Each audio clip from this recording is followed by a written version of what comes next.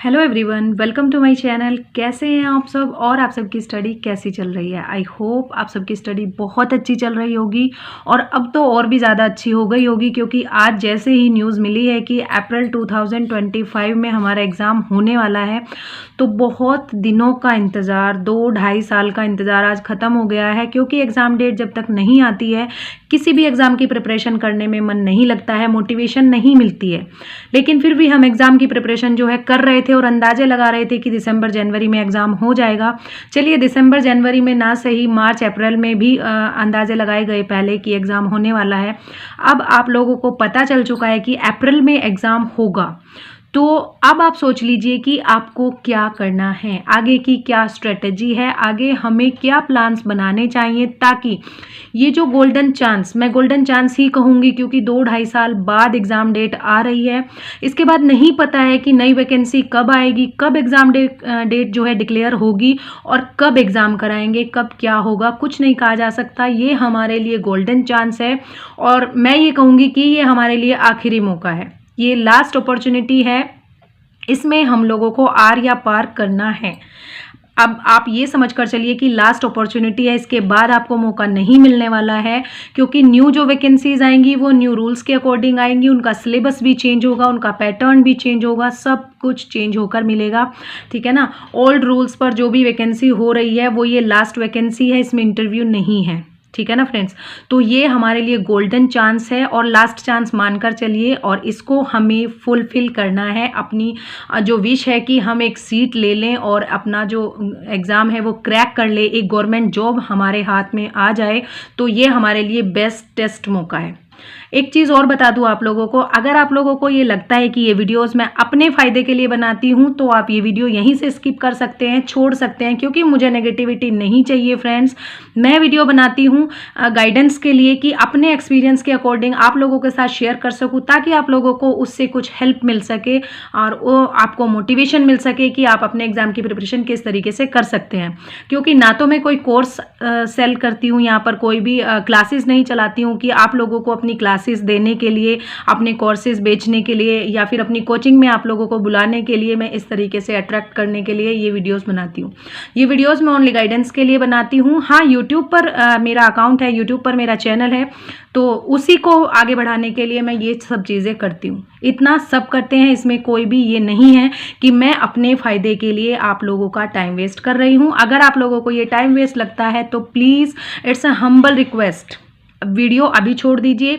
ठीक है। नेगेटिविटी मुझे नहीं चाहिए इस वीडियो में, या किसी भी वीडियो में मुझे नेगेटिविटी नहीं चाहिए, क्योंकि अब पॉजिटिविटी की ज़रूरत है, अब मोटिवेशन की ज़रूरत है। डिमोटिवेशन नहीं चलेगा, ना ही मैं किसी को डिमोटिवेट करूंगी और ना ही मैं खुद डिमोटिवेट होंगी। ठीक है ना फ्रेंड्स। मुझे सबको मोटिवेट करना है, सबको गाइड करना है और आगे की स्ट्रेटेजी शेयर करनी है। तो चलिए फ्रेंड्स, टाइम वेस्ट ना करते हुए आगे की स्ट्रेटेजी शेयर करते हैं।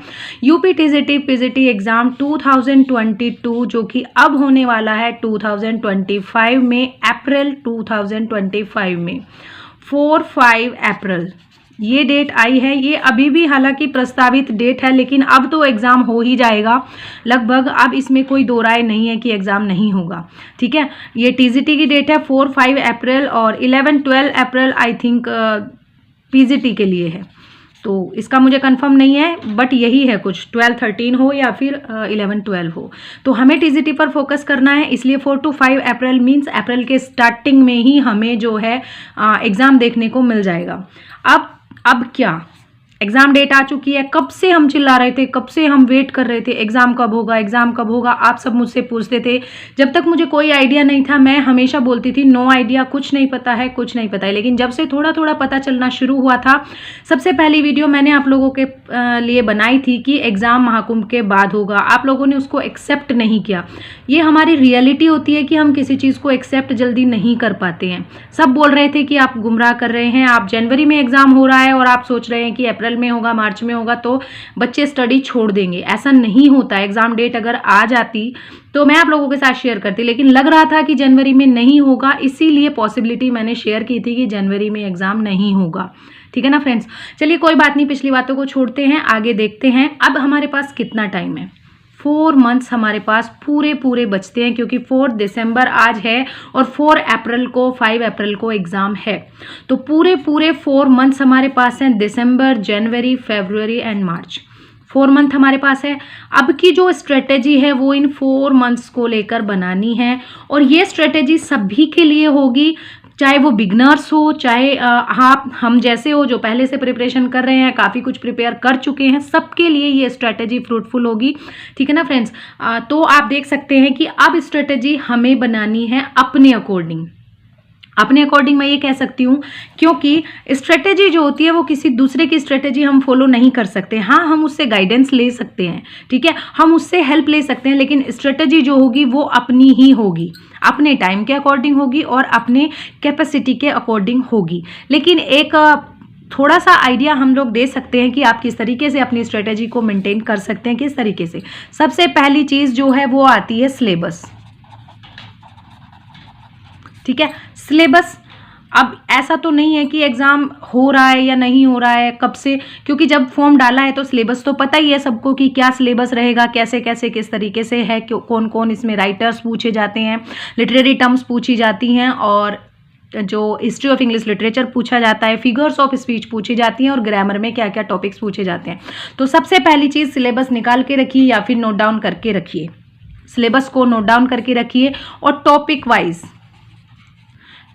वाइज स्टडी स्टार्ट कर दीजिए। 4 राइटर्स लीजिए, उसके बाद लिटरेरी टर्म्स लीजिए, ठीक है, और अपना जो टारगेट है वो सेट कीजिए। टारगेट सेट कीजिए कि आज मुझे ये पढ़ना है, कल मुझे ये पढ़ना है, परसों मुझे ये पढ़ना है, और 3 दिन बाद मुझे रिवीजन करना है, या फिर 4 दिन बाद रिवीजन करना है, या फिर 1 हफ्ते में रिवीजन करना है। स्ट्रेटेजी मैं इससे पहले शेयर कर चुकी हूँ, वीकली प्लान मैं वही फॉलो करूंगी। आप लोगों का अगर क्वेश्चन रहेगा कि स्ट्रेटेजी क्या रहेगी, मैं अपनी स्ट्रेटेजी वही रखूंगी जिसमें 1 वीक मेरा कंप्लीट हो चुका है, बीच में गैप हुआ है, उसी को आगे कंटिन्यू करूंगी। ठीक है, उसी के अकॉर्डिंग मैं पहले अपना सिलेबस कंप्लीट कर लूंगी और उसके बाद देखूंगी कि आगे की स्ट्रेटेजी क्या बना रही हूँ। और आप लोगों को भी यही सजेस्ट करती हूँ कि जो वीकली प्लान मैंने डाला है अपनी वीडियो में, उसी को फॉलो कीजिए। वो बेस्ट है बिगनर्स के लिए भी और अदर्स के लिए भी, क्योंकि जल्दी से जल्दी एक बार सिलेबस अगर थ्रू आप पूरा कंप्लीट कर लेंगे थोरोली, तो बहुत ही अच्छा रहेगा, नज़रों में आ जाएगा कि क्या क्या चीज़ें हो चुकी है, क्या क्या रह रही हैं और क्या क्या हमारे वीक पॉइंट्स हैं। ठीक है, उसके बाद बात आती है टाइम टेबल। अब टाइम टेबल सेट कर लीजिए, अपना टाइम टेबल अपने अकॉर्डिंग सेट कर लीजिए। मिनिमम आपको 6 आवर्स आपको देने हैं। मिनिमम 6 आवर्स देने का मतलब है कि आपको 6 आवर्स डेली पढ़ना है। 6 आवर्स से कम में काम बिल्कुल भी नहीं चलेगा, क्योंकि इससे कम में आपका जो सिलेबस है वो कंप्लीट नहीं हो पाएगा। भले ही आप पहले से कंप्लीट कर चुके हैं, लेकिन रिवीजन करने में भी बहुत टाइम लगता है। सारी चीज़ें हमें शुरू से पढ़नी पड़ती हैं, शुरू से सब कुछ कंप्लीट करना पड़ता है।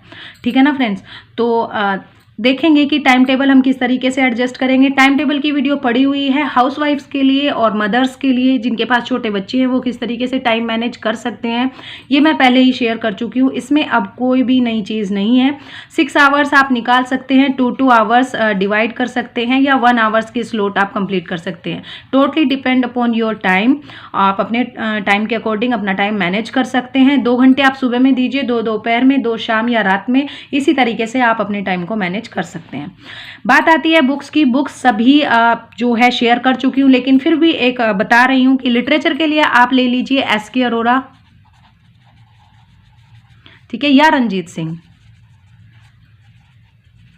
ले लीजिए। नहीं बोल रही हूँ, होगी आपके पास, इन दोनों में से कोई भी बुक है तो आप इनमें से किसी भी एक बुक को लीजिए और उसको कंप्लीटली पढ़ दीजिए। लिटरेचर के लिए सब कुछ जो उसमें दिया गया है, उनमें जो क्वेश्चंस दिए गए हैं, उनमें जो एमसीक्यूज दिए गए हैं, उनमें जो कोटेशंस हैं, उनमें जो भी चीज़ें दी गई हैं, उनको बहुत अच्छे तरीके से पढ़ लीजिए। ठीक है, लिटरेरी टर्म्स के लिए आप एम.एच. एब्राम को कंप्लीट कीजिए, जो कि हम डेली टारगेट्स में कंप्लीट कर भी चुके हैं। एक बार फिर से आप इसको कंप्लीट कर सकते हैं। ठीक है, history of English literature S K. Arora, Ranjit Singh में दी गई है, आप वहीं से कंप्लीट कर सकते हैं। फिगर्स ऑफ स्पीच भी वहां पर दी गई है, वहीं से कंप्लीट कीजिए। ग्रामर के लिए आप क्या कर सकते हैं, रेनन मार्टिन, ठीक है, ल्यूसेंट, इनमें से कोई भी एक लीजिए और उसको कंप्लीट कीजिए, पढ़ लीजिए अच्छे तरीके से। ल्यूसेंट बाइलिंगुअल है, अच्छे तरीके से आपको समझ में आ जाएगी। वहाँ पर एक्सरसाइजेज भी बहुत ज़्यादा दी गई हैं। ठीक है, सबसे बड़ी बात आती है वोकैब के लिए। वोकैब के लिए आप एसपी बख्शी लीजिए और ब्लैक बुक, ये दोनों बेस्ट हैं। कोई भी एक ले लीजिए और उसको कंप्लीट कीजिए। एसपी बख्शी अगर आपने कंप्लीट कर ली है तो आप अब ब्लैक बुक को ट्राई कर सकते हैं, क्योंकि वो कैब जो है कभी कंप्लीट नहीं होती, एक जगह से कभी भी सफिशिएंट नहीं होती। आपको जितना भी मिल जाए उतना बहुत अच्छा है। उसके बाद बात आती है प्रैक्टिस सेट की। सभी चीज़ें मैं पहले शेयर कर चुकी हूँ, स्ट्रेटेजी भी शेयर कर चुकी हूँ, लेकिन फिर से बता रही हूँ, प्रैक्टिस सेट लगाना ना भूले। प्रैक्टिस सेट बहुत ज़रूरी है आपकी चीज़ों को, एबिलिटी को देखने के लिए कि आपने कितना पढ़ा है, कितना नहीं पढ़ा है, और किस पॉइंट पर आप वीक जा रहे हो, किस पॉइंट में आपको कमी लग रही है, कहाँ पर आप नहीं कर पा रहे हो, ग्रामर में नहीं कर पा रहे हो, वोकैब में नहीं कर पा रहे हो, या लिटरेचर में नहीं कर पा रहे हो।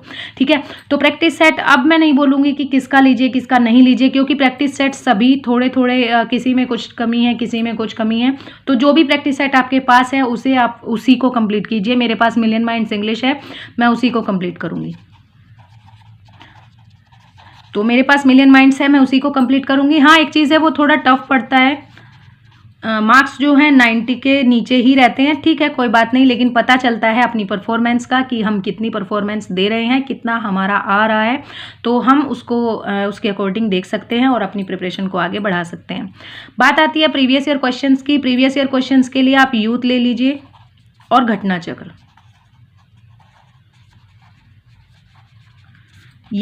या तो यूथ ले लीजिए या फिर घटना चक्र, दोनों में से किसी भी एक का। और एक चीज़ है, जो भी टॉपिक आप पढ़ें, जिसको भी आप रिवाइज करें, उसी के आप प्रीवियस ईयर क्वेश्चंस पहले कंप्लीट कर लें। क्योंकि क्या होता है कि जो भी टॉपिक हम कंप्लीट करते हैं उसके प्रीवियस ईयर क्वेश्चंस अगर हम कंप्लीट कर लेते हैं तो बेस्ट रहता है कि हमें पता चल जाता है किस तरीके के क्वेश्चंस पहले पूछे गए हैं और आगे भी पूछे जाने की संभावना रहती है।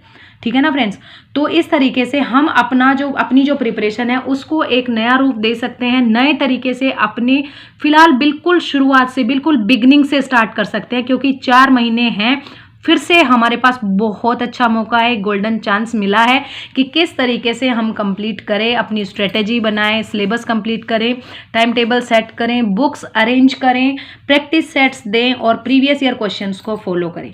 फ्रेंड्स, ये थी मेरी स्ट्रेटेजी। आप लोग बताइएगा कि आप लोगों की क्या स्ट्रेटेजी है, आप लोगों को ये स्ट्रेटेजी कैसी लगी, इससे आपको कुछ फ़ायदा मिला या नहीं मिला, क्या लग रहा है आपको कि आप इस स्ट्रेटेजी को फॉलो करके सक्सेसफुल हो सकते हैं या नहीं हो सकते हैं। तो फ्रेंड्स, कॉन्फिडेंस अपने आप पर होना चाहिए, ना कि किसी और पर, ना कि किसी और की स्ट्रेटेजी पर। ठीक है, स्ट्रेटेजीज हम देते हैं इसलिए ताकि आपको एक रास्ता मिल सके। चलना आपको खुद ही होता है, मेहनत आपको खुद करनी होती है।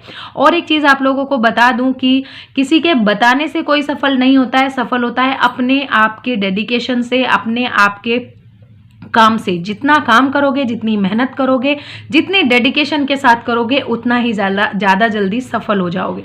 ठीक है ना फ्रेंड्स, ये लास्ट चांस है, गोल्डन चांस है। फिर से बोलूँगी, हमारे लिए आखिरी मौका है। हमें यहाँ पर अपना 100 नहीं 200% देना है और सक्सेस होकर दिखाना है।